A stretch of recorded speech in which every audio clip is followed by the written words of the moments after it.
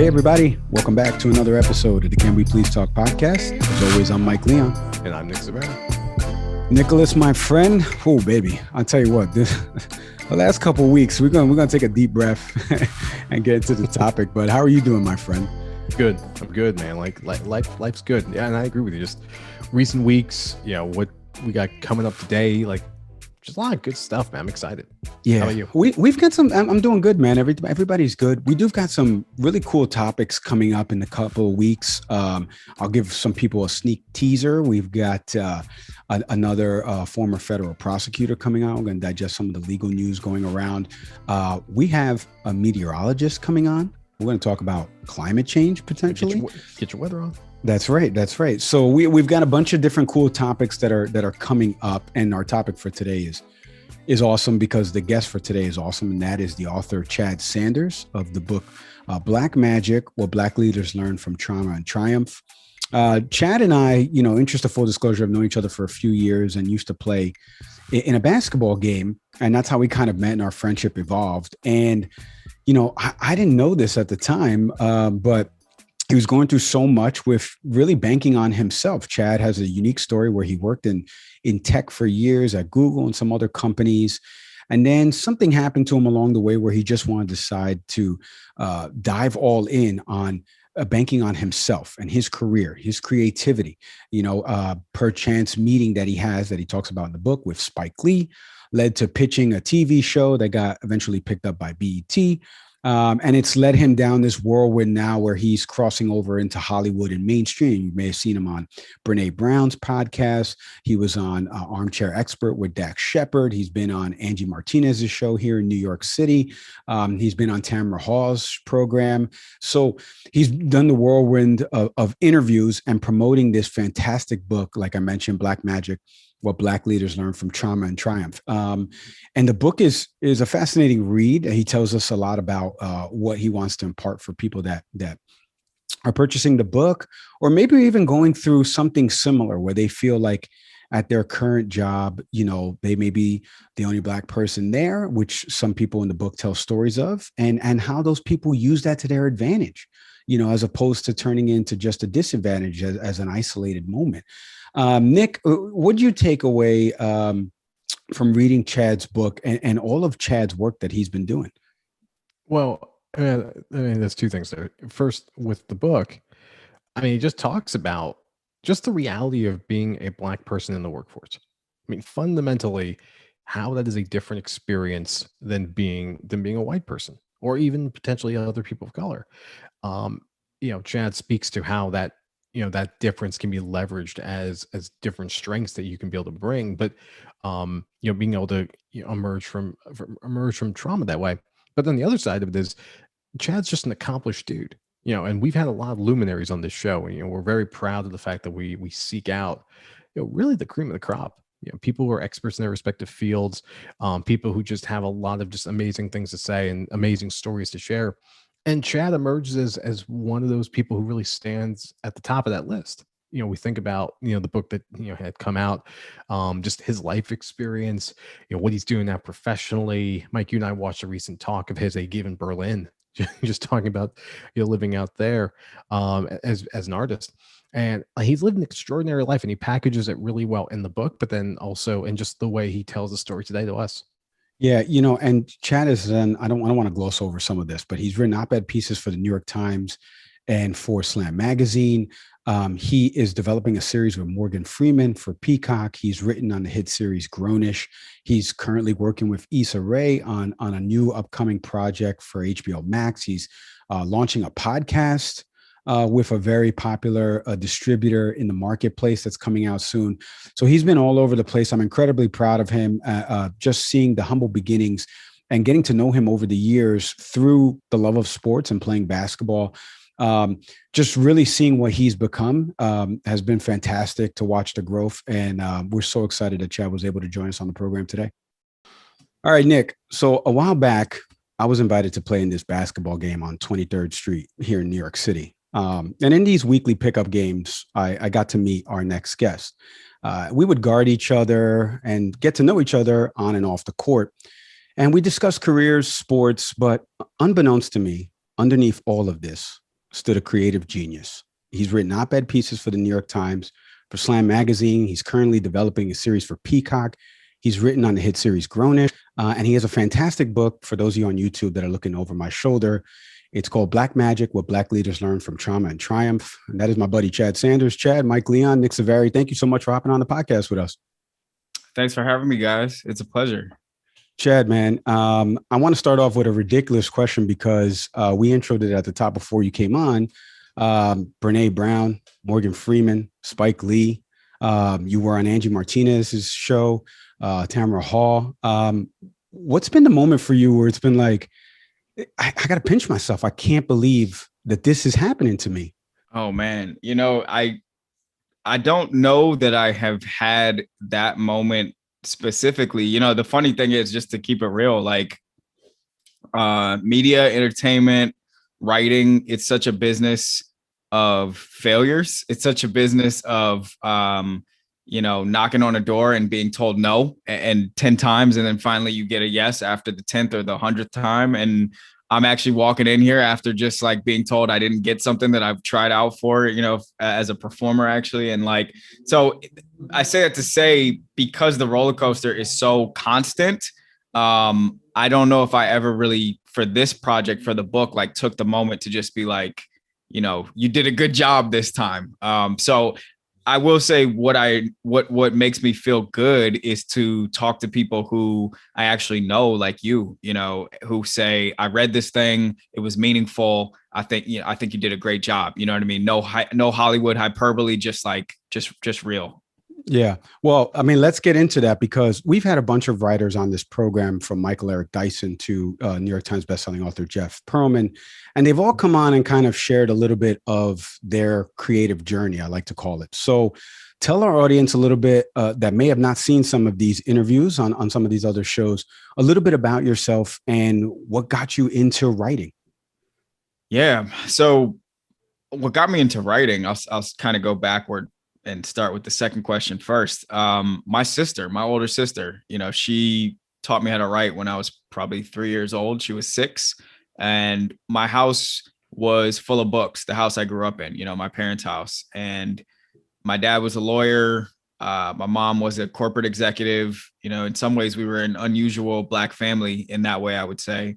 And, but my sister, I think part of it was just the exposure she had to books from our parents. But the other part of it is, some of it I just think is genetic. She just had like an attachment to reading. And as such, as a little brother, I wanted to hang with my sister and I wanted to talk to my sister. Still to this day, it's this way. And so to get into her world, I had to go through books. And then from books, became storytelling, and it became writing, and it became journaling, and it became just every opportunity I got, whether I was in class, whether I was at home, whether I was, in between on the bus, in between sports games, whatever it was. To this day, I'm always, as I'm living, as I'm working, I'm writing a story. And sometimes I'm writing 10 different stories at once. It's in my notes pad on my iPhone. It's on the back of a sheet of paper that I'm using, for an insurance card, whatever the case may be. And then to answer the first question, how did I come up? I think that answers it to a degree. I was a Black kid who was in and out of different gifted and talented programs growing up. And as such, that meant a lot of times I was in classes full of white kids and I was the only Black one, or there might be one other Black one. And so I learned just early on, I learned how to speak several different languages within the English language. I'll put it that way. I learned how to code switch. And at the time, that was that hurt, that was painful. It's not fun to have to sort of feel like you need to change who you are every time you walk into a different room. Today, when I walk from a pitch meeting to a writer's room to a podcast interview, it's very useful for me to be able to speak many different languages within the English language. Chad, your book speaks to that actually, because it gets into this conversation of self-discovery and race consciousness. And as someone who worked in Silicon Valley, and as you just spoke about code switching, what was that experience like? Because something I also took away from your book was the idea of recognizing whiteness being the norm. in Silicon Valley, not just the presence of that race, but also how it plays a role culturally in the way organizations are designed and sort of what the cultural vibe is. Being in that space, what did that mean for you? Recognizing code switching. What was the impact of that? Yeah, it was. The honest answer is it was a full spectrum of feelings and emotions. It's easy for me to speak solely to the discomfort of it. And I think that was a big part of it, was feeling like I had to present the whitest version of myself, and there's no white version of myself. I'm a black man, but it was feeling like I had to present. And I don't just mean,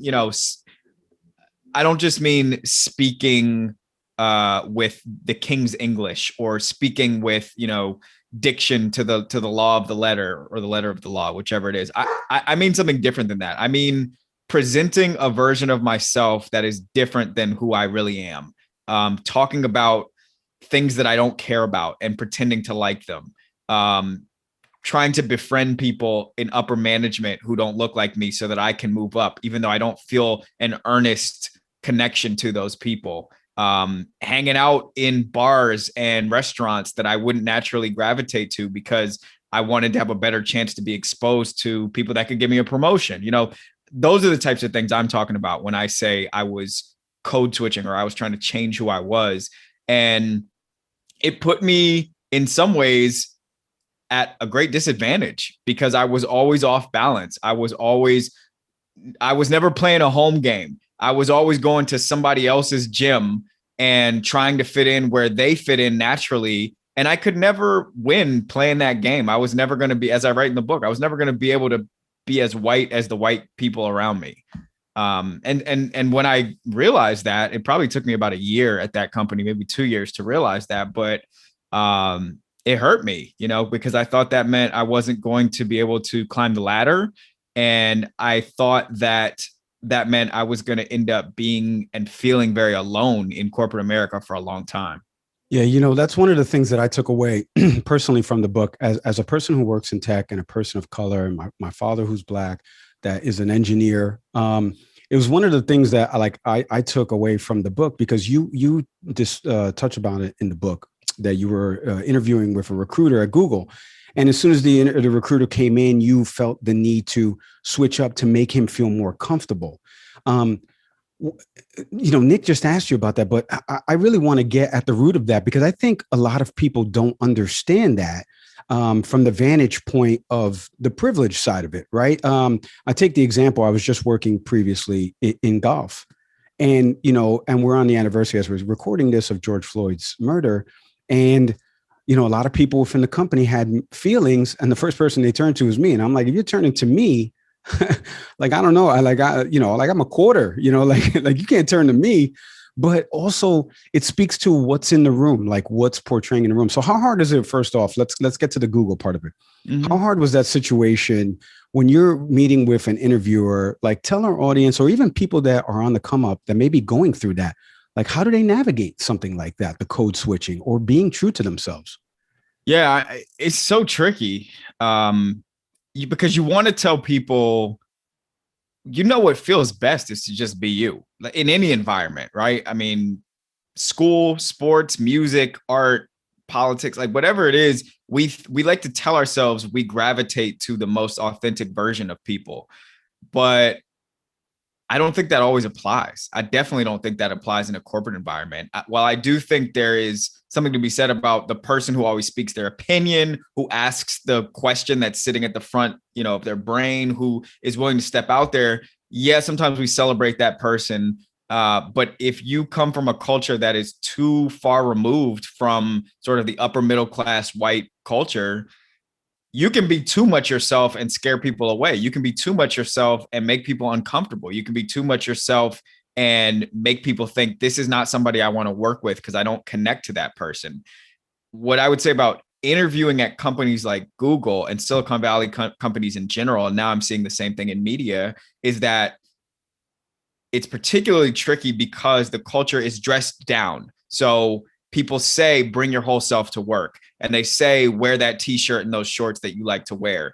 And for some people, they can take that as far out as saying, I'm going to wear my do-rag to work, or I'm going to show all my tattoos at work, or I'm going to talk about that thing that I usually only talk about at the barbershop because I know it's a little bit scary. It might be a little radical for white people to hear it.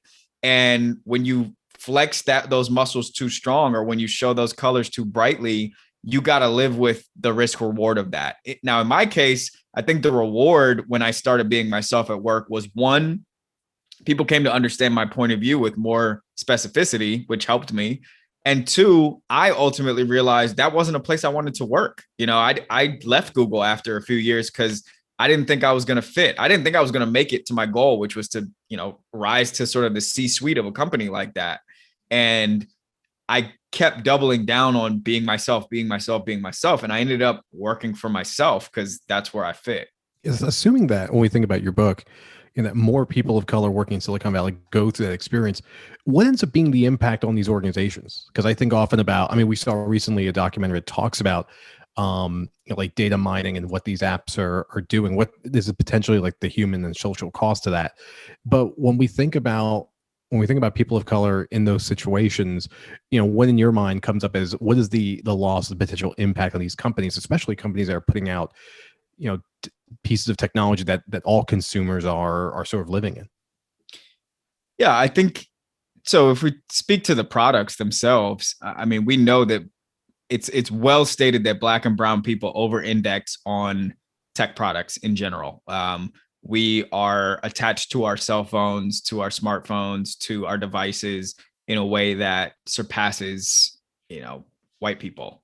And as such, I think it behooves the people that make the products themselves to be inclusive and in fact, in some ways, be deferential to the people that are reaching those customers that over-index on their products. But if we're just talking about the well-being of a company, if we're just talking about the well-being of the people that work at a company, I personally think that it's always beneficial to any community of people to celebrate differences amongst their human resources, to celebrate differences amongst their constituents. So as an example, in Silicon Valley, what I saw was this idea of bringing your whole self to work or just coming as you are without specific and concrete sort of parameters to police that. What it turned into was everybody just dressed like their boss, and the boss's boss was always wearing a turtleneck or a flannel and some khaki shorts. And so as such, everybody else tried to represent that exact same thing. And what you ended up with was just a different version of the dress code. That's just clothes. So like, if we take that same thing and apply it to every other way of being, everybody tried to think like their boss. So you all end up thinking like the same two dudes. Everybody wants to talk like their boss. So you all end up like talking like the same two dudes. I talk like them now, still to this day. So you kind of get without being specific about how you're going to celebrate and even reward people for bringing individuality. I found that without those rules in place, everybody just turned into the version of themselves that was the most similar to Larry and Sergey at Google, or Mark Zuckerberg at Facebook, or I don't know, I guess now I'm blanking, but like tech CEO X at whatever company it may be, Elon Musk at Tesla, Chad, let's get into the book for a second, because there's a bunch of different passages that I took away from the book that were incredible. You can check out Chad's book wherever books are sold. And obviously you've done so many interviews in the book. Elaine Welteroth, who's a co-host on the talk. You had Quincy Avery, the quarterback coach for Patrick Mahomes, and Deshaun Watson, and asking them each about their experiences growing up. What were some of your takeaways from the people that you interviewed in the book? Because there's so much synergy with a lot of the different stories. Did it feel like a sense of, oh, I went through this too. I went through this too. Is that the main takeaway that you want people to take away from this book? I did find that there was overlap for sure. I found that people talk about breathing a lot. They take like literally their breath, and they talked about how they could breathe differently, like breathe more fully when they were in spaces that had other people that looked like them. So for me, that applies to, as an example, I spoke to a lot of people that went to HBCUs. They talk about what it was like going to school wherever they grew up, in more mixed classrooms or in classrooms that had predominantly white student bodies and going to HBCUs and feeling for the historically Black colleges and universities, feeling for the first time like they could expand themselves physically. Like, I'm not even speaking to who they are emotionally and mentally, but it translates. I think something else, that came up time and time again was this feeling of just like loneliness. I think the higher and higher you escalate in a lot of industries, the more you find yourself alone, just isolated in your head, in your thoughts, walking into a room, looking around and having to do all these calculations about who you're going to be in that moment and how you're going to be in that moment. And that isolation is painful. But there are strengths that are born from that isolation. You learn how to, you learn how to see, you learn vision, you learn how to read a room, you learn how to see who's the boss here. What's the culture here? How are decisions being made? And how do I put myself into this system in a way that benefits me? But I would say, Mike, just to answer the flip side of that, I interviewed probably 200 people for this book, maybe a little more, maybe a few more. There's 15 interviews in the book, and then my own story. And what I was struck by was how differently some people saw the world with regards to race. I was struck by the conflict of points of view that I saw in these stories. You have one person saying, it's incredibly damaging to be at a company and it's going to cost you years of therapy to recover from being alone all the time in a company that is predominantly white or a culture or a college. And then on the other side, you have a partner at McKinsey saying, while it does suck to be the only Black dude there or the only Black person there are advantages you can find in that sort of being that identifiable within a company space. So, the tricky part of writing this book was trying to pull out the 10 or 12 or 15 skills that I think come out of Black experiences based on those interviews. And that's what I tried to do. And you'll find those in the book. I want to follow up because you have a passage in the book that I thought was fantastic. And it speaks to how some people don't understand different communities. So I want to give context here because we had Reggie Love on the program, and Reggie spoke about something similar when Obama was about to be the candidate and he was meeting with a Black caucus, and he's hearing different opinions. And it's like, he's not Black enough for us. He's not this and that. And you and your friends had a conversation and you write about it in the book.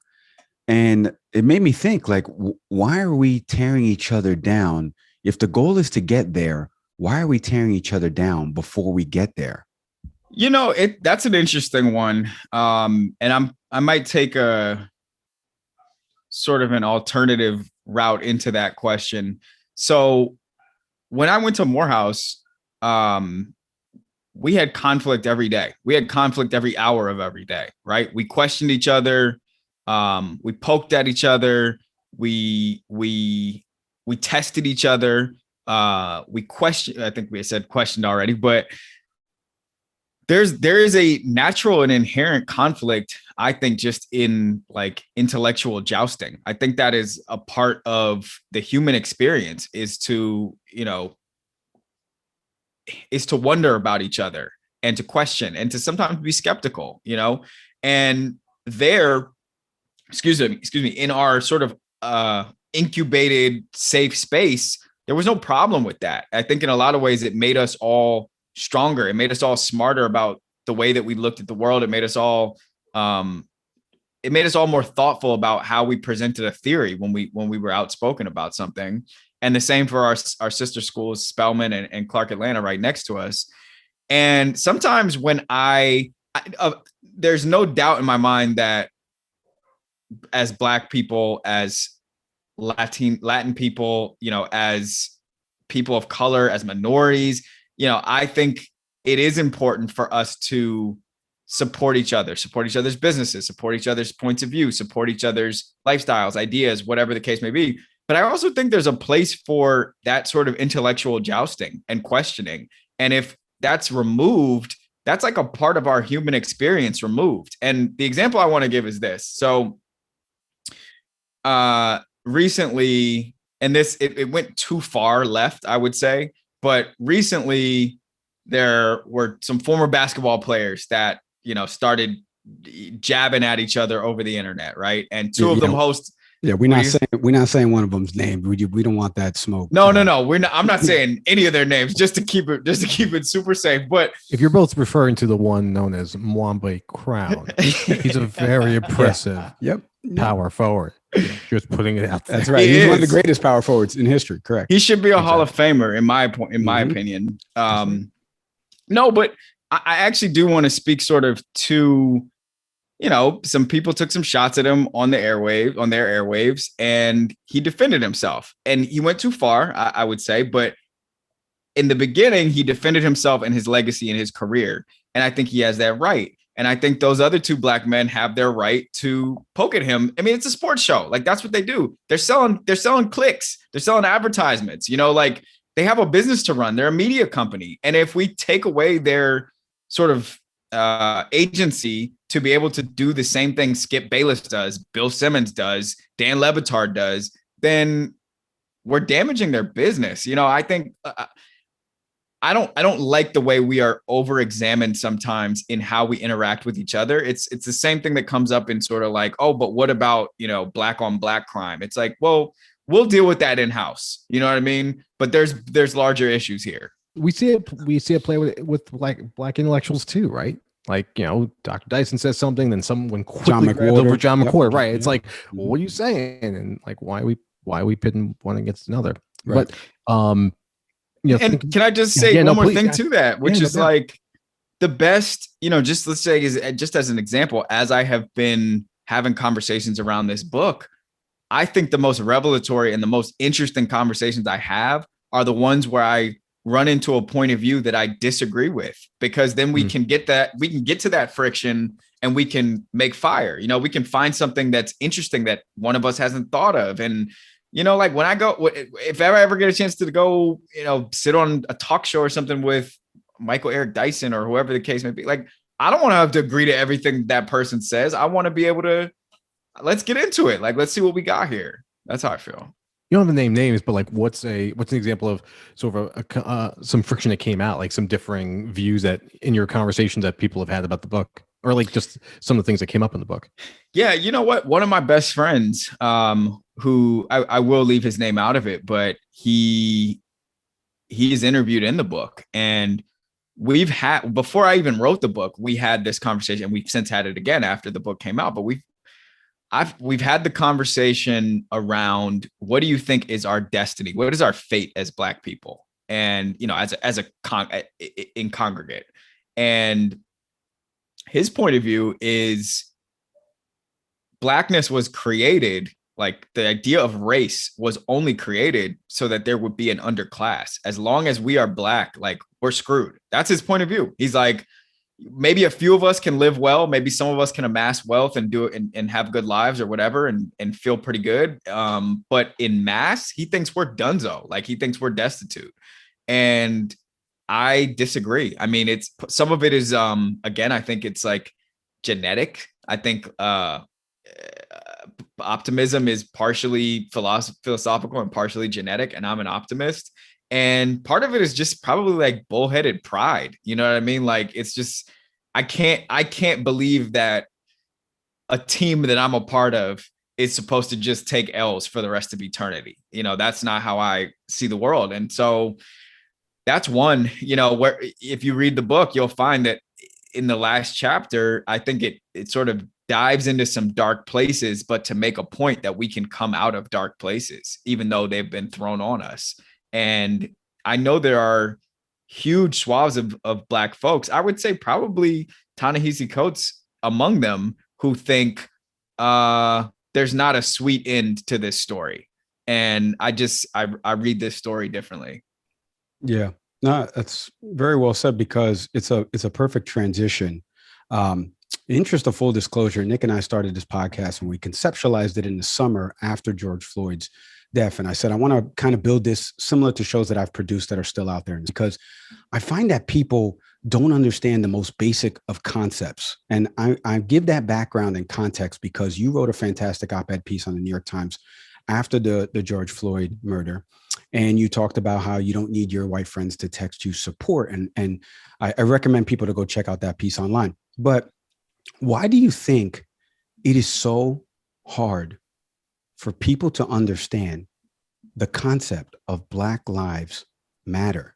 Not necessarily the company, the movement. I know it's a silly question on its surface. No, it's a great question. But I have had a few people, either during the podcast or during the context of things being explained to them, have an aha moment that were white that say, I get it now. I do get it now. And I couldn't understand why they just got it now.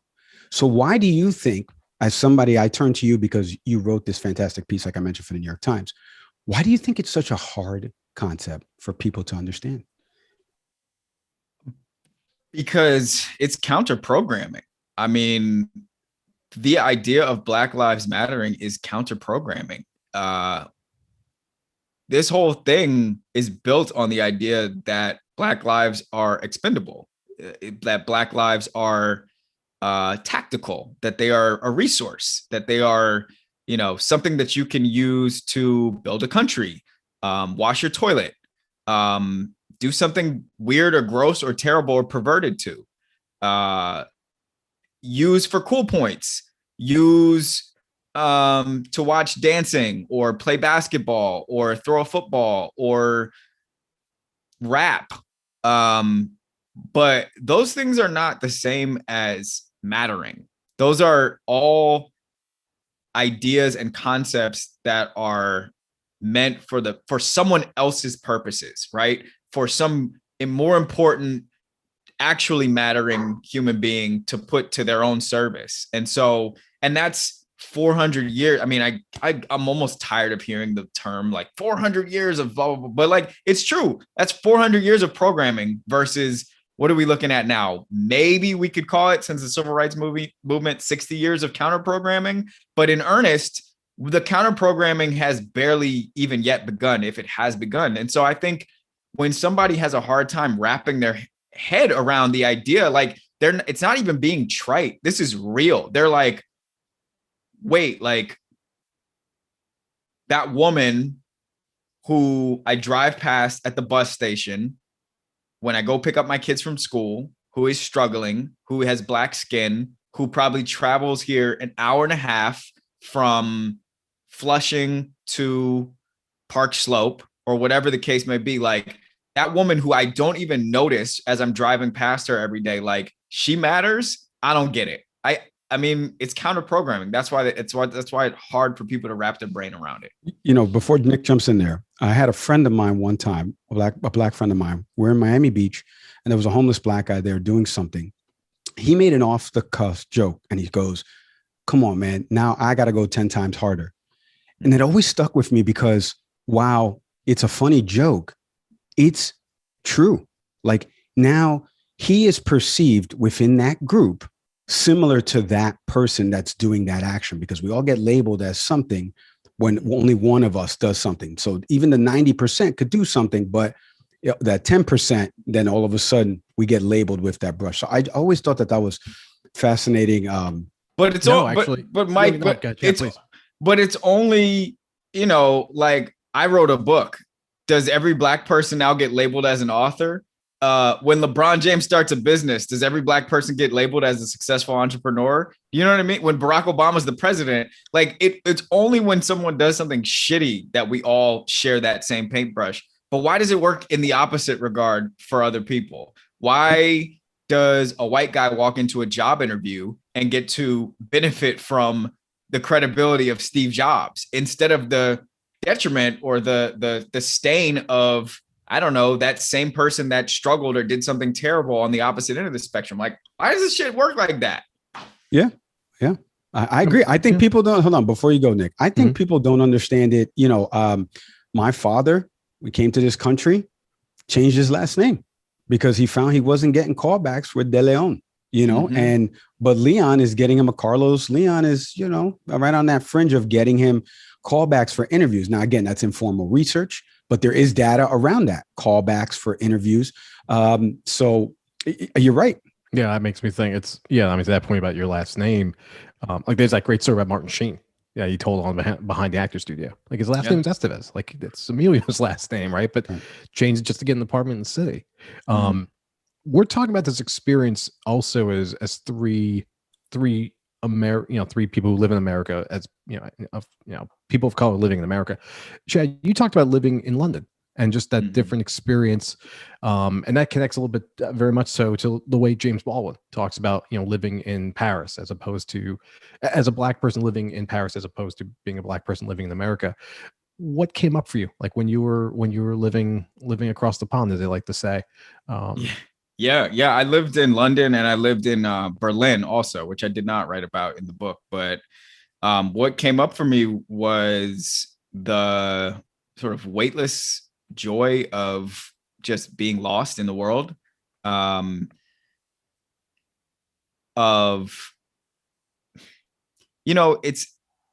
not a fool, right? I know that there's racism in every country that has race, basically, right? Like in every country that there's a class system based on the way that you look, there's race. So I knew there was racism in London. But I will say it was freeing to not be so well acquainted to it, to not know it so well, to not, it's such an unusual and cool thing to interact with white people in another country, and not, even though I'm sure that there was some level of stereotyping going on for me, I didn't know what it was. So I couldn't lean my identity or my spirit in any direction to try to move away from it or toward it, which is really freeing. It's like when you don't know which direction the defense is coming from, you just play ball, right? Like you just do what you do. So that's how I felt there. I wasn't trying to lean into or away from any particular stereotype. And it made me feel, it was restorative. Like it made me feel healthy. It made me feel, I keep using the word, but honestly, just free, anonymous. I didn't feel like I needed to be a representative of counter programming, of counter stereotyping. I didn't feel like I needed to, like, oh man, I got to do this so that, the next Black kid will get the job, or I got to do this so that they know Black people can do X, Y, and Z. Like I had no idea what they thought of Black people. And so I got to just live. And as I ran into, immigrants from other countries, from other European countries, from some African countries, some Caribbean countries, all people from all over the world, I just felt like a person in the world. I felt less and less American, less and less African American in some ways, and just more and more just like, I'm just out here. And I think I encourage any Black person that can find the resources to have that experience, because when I came back, it was so much more clear and obvious to see the bullshit. Like it was so much more clear to see when somebody was pushing me in a direction that I didn't want to go or that I didn't belong. Chad, you say something in the book that to each of the interviewees that you have is what would be something that they would want to impart on people that flip to this page. So somebody has purchased Chad Sanders's book. What is something that you want to impart to them about the book? Yeah, I want every Black person that reads the book to know that they have superpowers, worldly superpowers, that they're only theirs to use. They don't belong to anybody else but them. And you might have to sort of reach into a scary closet, which is trauma, and dust that thing off to use it. But if you can stomach that, it's yours. And you don't owe it to anybody else. Like it's yours. Do with it what you want, because you earned it. And for anybody else who reads the book, I want them to know that shit too. I want them to look around at the Black people in their lives and realize not only what they're capable of, but what they had to endure to earn that, and invest in them, partner with them, promote them, follow them, learn from them, appreciate them, see them, take the time to see them and understand them. You don't have to say anything. Like you don't have to say anything. It can be an internal process of getting to know and recognizing who those people are as fully shaped human beings. That's what I would want from people that read this book. Well said, my friend. We're going to move over to the Patreon portion of this, where Chad's going to tell us what it's like to be friends with Morgan Freeman, Spike Lee, Brene Brown, Angie Martinez. He got all these people on his phone. I got none of these numbers. So we appreciate you coming on the program today, Chad. All the best. Go pick up Chad Sanders' book, Black Magic, What Black Leaders Learn from Trauma and Triumph. Chad, we appreciate the time you're giving us today, my friend. Thank you, guys. Appreciate you. All right. That was Chad Sanders. Like I mentioned, go check out his book, Black Magic, What Black Leaders Learn from Trauma and Triumph. You can check out all of I specifically want people to check out that op-ed piece that Chad wrote in the New York Times. I thought it was so powerful, so moving. All the series that are going to be coming out soon that he's working on that we may have touched on, the Peacock series. Obviously he's written for Grownish. He's working with Issa Rae on a project for HBOMax. So super proud of Chad, man. You can hear it in my voice a little bit. You can see it in my face for those of you watching on video. I'm so proud of him because you see somebody that you've gotten to know, over time. And it's really like 2-3 hours at a time. We're hanging out, we're playing basketball, getting to talk, on and off the court about different things that are going on in our lives. And then all of a sudden you just see this meteoric rise.